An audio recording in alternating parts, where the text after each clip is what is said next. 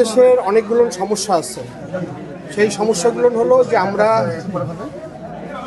আমাদের দেশে আমরা ওই যে ভাল্লুকের একটা গল্প আছে যে ভাল্লুককে যদি আজকে কাতুকুতু দেওয়া যায় ভাল্লুকের নাকি 6 মাস পরে যে মনে পড়ে।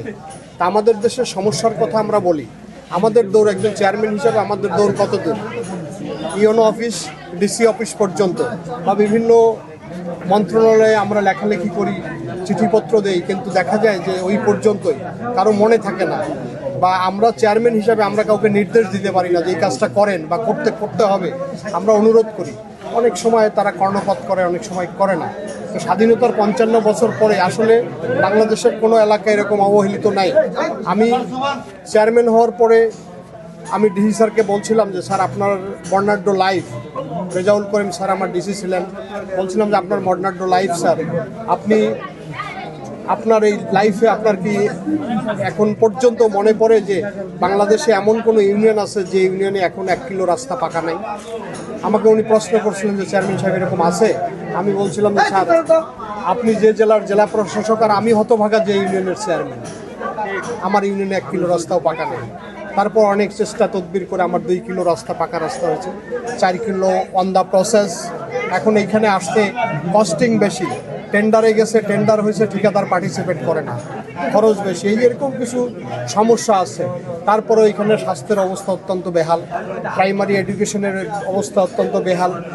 তারপরে এইখানে কৃষির যে বিএস বা এগ্রিকালচার অফিসারদের যে তদারকি করা দরকার সেটা কখনো হয় না। কারণ সবাইকে যখনই যে দপ্তরে যাই যাকেই বলে যে এখানে সুবিধা নাই, লোকজন থাকতে চায় না, যারা চাকরি করে তারা থাকতে চায় না। কিন্তু আমি জানি যে সরকারি চাকরি যারা করে চাকরির সময় তাদের কাছ থেকে একটা অঙ্গীকারনামা নেওয়া হয়, বাংলাদেশের যে কোনো জায়গায় যে কোনো প্রান্তে তারা চাকরি করতে বাধ্য থাকবে। কিন্তু নারায়ণপুরের ব্যাপারে একটু ব্যতিক্রম। এটা অনেক ডিপার্টমেন্টে অনেক জায়গায় আমি বলেছি, আমি অনুরোধ করেছি, কিন্তু কার্যকর তেমন কোনো ফল পাওয়া যায় নাই। আসলে আমার এই এলাকার মানুষ, এই এলাকাটা অত্যন্ত অবহেলিত। এখানকার রাস্তাঘাটের বেহাল দশা, বৃষ্টি হলে আমরা চলাচল করতে পারি না, বন্যা হলে আমরা চলাচল করতে পারি না। আবার যখন চৈত্র মাস থাকে, ফাল্গুন মাস থাকে, তখন ধুলার জন্য আমরা চলাচল করতে পারি না। আমরা অত্যন্ত সমস্যার মধ্যে আছি।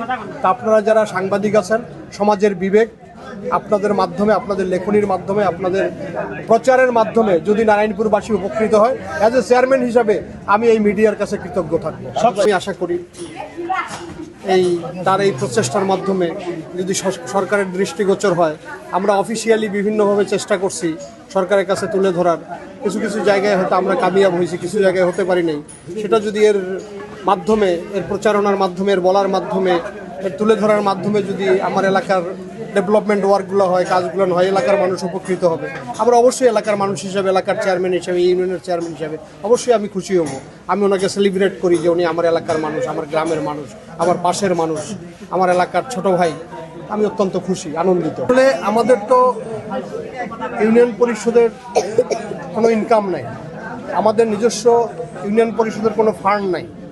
আমরা সরকারি যেটুকু সাহায্য সহযোগিতা পেয়ে থাকি সেইটা দিয়েই আমরা এলাকার হয়তো গরিব দুস্থ জনগোষ্ঠীর যেটুকু করার সেটা করার চেষ্টা করি।